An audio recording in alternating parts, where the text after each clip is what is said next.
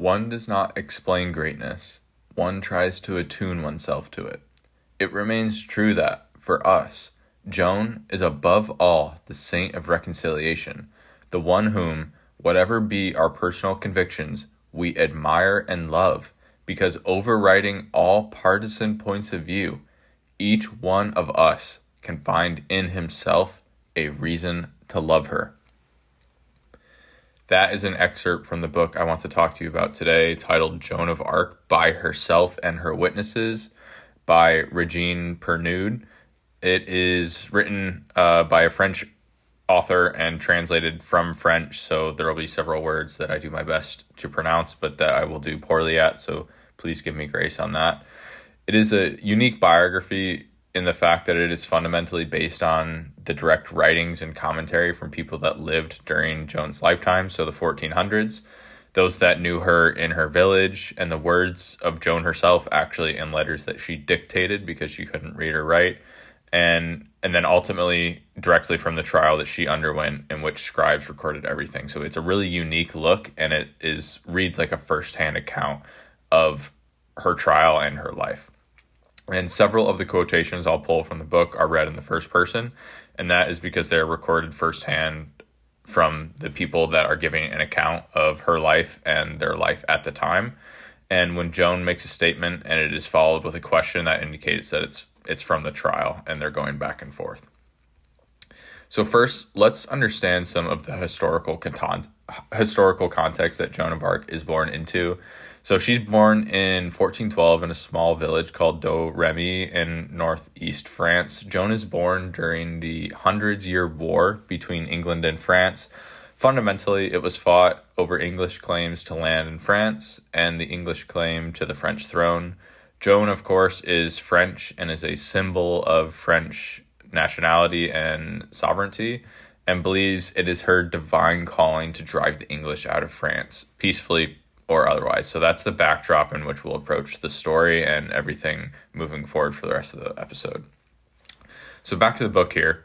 Joan was baptized at the Church of St. Remy and was a faithful Catholic, knew her prayers, went to Mass, went to confession, and received the Eucharist.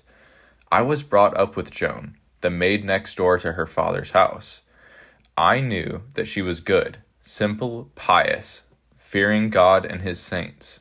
She went often and of her own will to church and to sacred places, caring for the sick and giving alms to the poor.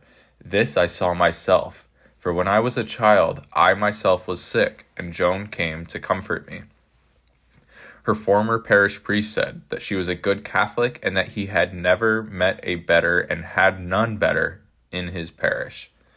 So the first part of this book is filled with countless accounts like these, that she was simple, hardworking, honest, God-fearing, and faithful. However, this is not what makes her a saint ultimately. It's that she has this distinct and clear mission that has been put on her heart, and we'll discover it here as we go back to the book.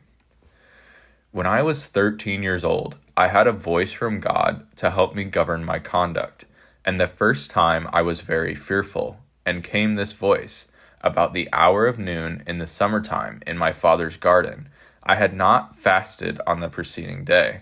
I heard the voice on the right-hand side towards the church, and rarely do I hear it without a brightness.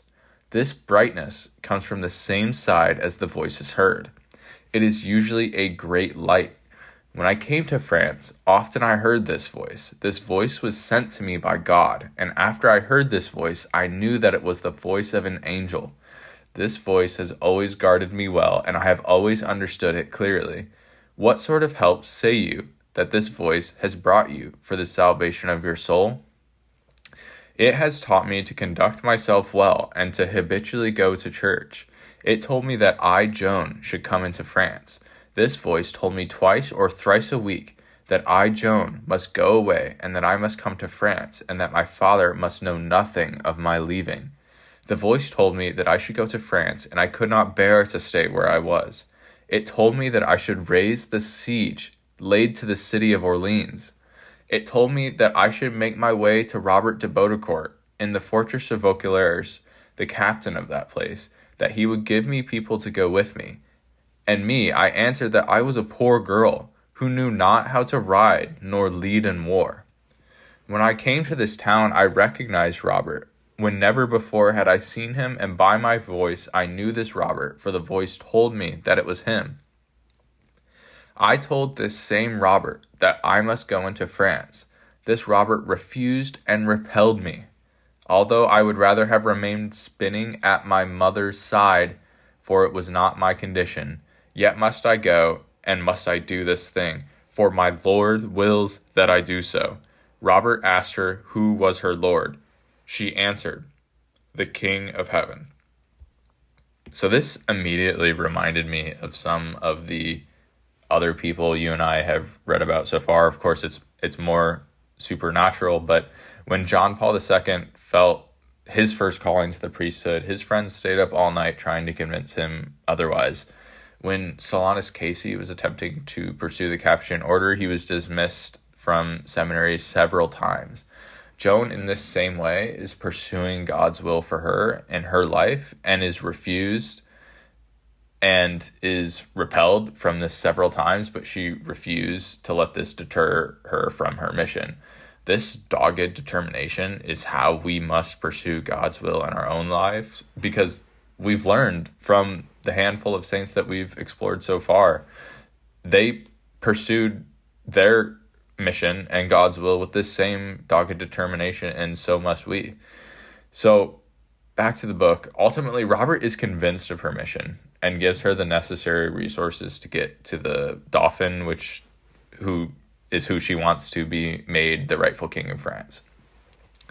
When I entered my king's room, I knew him among the others by the counsel of my voice, which revealed him to me. I told my king that I wanted to go and make war against the English. When he knew that she had been examined, and it was reported to him that they had found nothing but what was good in her, the king had arms made for her, and entrusted her to his men of war, and she was given command in the matter of war. The king told those who were present that Joan had told him certain secrets that none knew or could know, excepting only God. That is why he had great confidence in her. Now Joan and her allies set out to drive the English out of several towns before reaching their destination, where they intend to coronate the king. In writing to the English not wishing to attack, Joan says, "You Englishmen have no right in this kingdom of France. The King of Heaven orders and commands you through me, Joan, the maid, that you quit your fortresses and return into your country. This is what I write to you for the third and last time, and shall write no more." In this assault, Joan was struck by an arrow above the breast. Some soldiers, seeing her so wounded, wanted to apply a charm to her wound, but she would not have it, saying, "I would rather die than do a thing which I know to be a sin or against the will of God." So they want to apply a charm. I think what they're saying here is like some sort of spell. People were very supernatural and superstitious back then. And Joan refuses it because she's faithful. I think it is also extremely important to note here that Joan is not seeking war and does not take joy in having to fight the English. I think it's really easy to glorify the things she did because it was so amazing, and it was a mission that was so holy in nature because of where she was taking her inspiration. But she does everything in her power to exercise caution and prudence, giving the English every opportunity to leave the city. This is super important. And several times throughout the book and her campaign, we see Joan weeping at the English dead and asking that the priests traveling with them hear the dying's confessions and ensure that they're given their last rites. So ultimately, Joan and her allies raise the siege of Orleans and drive the English out. They take several more towns and ultimately achieve their mission of crowning the king at the city Rheims. However, with a significant part of their mission accomplished, Joan now has a revelation that she was going to be captured, and in a battle following, Joan entered into the melee and was captured. This is where the corruption and the trial begins, ultimately lasting 5 months from January 9th to May 30th, 1431. This next quotation here sums up the trial well. "In theory, Joan was judged by the church in a matter of heresy, In point of fact, she was simply a prisoner of war whose fate depended on the English government. So the corruption of the trial is immediately apparent as their questions seek to trap and incriminate her. Some examples of this: her confessor while in jail is an informant. After a man is sent to gain firsthand accounts of what Joan is like from people in her hometown, he finds nothing but honest accounts of her being good, and the bishop ignores this evidence and actually accuses the man of being a traitor. And so really fundamentally what they're seeking to accuse her of is heresy, that she's hearing voices. They initially start the trial as her being a witch, but it moves into heresy, that she's rejecting God and the church and his teaching, which is, of course, not the case, as we'll see. And in the trial, we're able to see a bit into Joan's personality and some of the tenacity she possesses. This is a quote directly from her. "Thou hast said that the voice told thee that God wishes to deliver the people of France from the calamities which afflict it. If he wishes to deliver it, it is not necessary to have men at arms. Then Joan answered him, By God, the men at arms will do battle, and God will give victory. I asked her what language the voice spoke. She answered, Better than yours. And again, I asked her if she believed in God. She answered me, Yes, better than you." So she clearly has some fire in her and is not afraid to say what she thinks. Some first-hand accounts of the trial describe it as, "I heard it said that she answered with so much prudence that if certain doctors of the church had been questioned as she was, they would have hardly answered so well." So many thought the trial should have been escalated to the Pope, and Joan herself directly asked this, as she continually says, "I will always submit myself to the judgment of the Pope and the Church," and that she wishes to be taken directly to him. And this is her saying this in the trial: "I trust in God, my Creator, and I love him with all my heart." However, this is ultimately denied, and Joan is pronounced guilty in May of 1431, and they deliver her sentence with, "She is found guilty of being a schismatic, an apostate, a liar, a soothsayer, a suspect of heresy, of erring in the faith, and being a blasphemer of God and the saints." In response, she maintains, "The way that I have always spoken and held to in this trial, that will I still maintain. And if I was brought to judgment and saw the fire lit and the executioner ready to stoke the fire, and that I be within the fire, yet should I not say otherwise, and maintain what I have said in the trial, even unto death." So as they're preparing her execution in the town square, this is her talking to someone near her. "She begged me as I was near her at the end that I would go to the nearby church and fetch the cross to hold it raised right before her eyes until the threshold of death, that the cross which God hung upon her continually before her eyes in her lifetime. She was at once taken to the fire, and in the fire she cried more than 6 times, 'Jesus,' and above all, with her last breath, she cried in a loud voice, 'Jesus,' so that all present could hear her. Almost all wept with pity."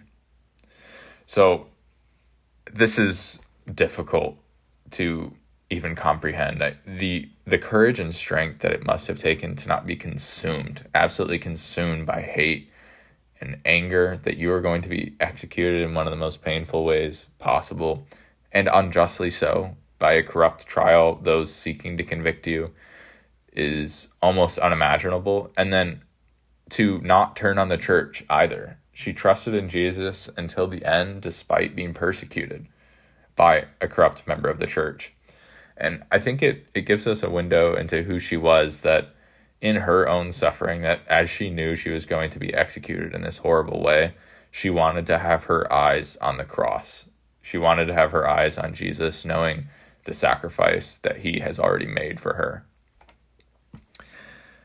Immediately after the execution, the executioner came to me, and my companion, struck and moved to a marvelous repentance and terrible contrition, all in despair, fearing never to obtain pardon and indulgence from God for what he had done to that saintly woman, and affirmed This said executioner, that despite the oil, the sulfur, and the charcoal, which he applied against Joan's entrails and heart, nevertheless he had not by any means been able to consume nor reduce the ashes,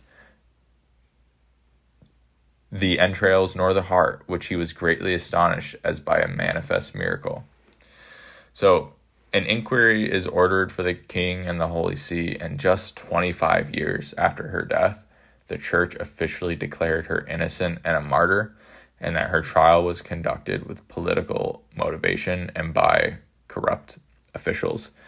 This, of course, tells us everything we need to know, that the majority of people likely at the time knew that it was unjust, and that for only 25 years to go by for the church to declare her innocent and a martyr, that the church knew it as well once it was escalated. So it's very clear that this was a corrupt official and a corrupt trial. Joan was beatified on April 18th, 1909, and canonized as saint on May 9th, 1920. July 10th is Joan's feast day, and it was declared a national holiday in France. So that is where I will leave it for now. This book was truly unique and a joy to read. It was as if you were reading from a book that was written in the 20th or 21st century with quotations from people that were still alive. It was really cool. There's much more that I do not cover here, with many more details of her exploits and direct quotes from Joan herself, but really what I wanted to do was highlight some of the heroic virtue that she exemplified and how we can learn from that. So if you would like to purchase the book for yourself, use the link that is in the description, and you will be supporting the podcast at the same time. Thank you, and Deo gratias.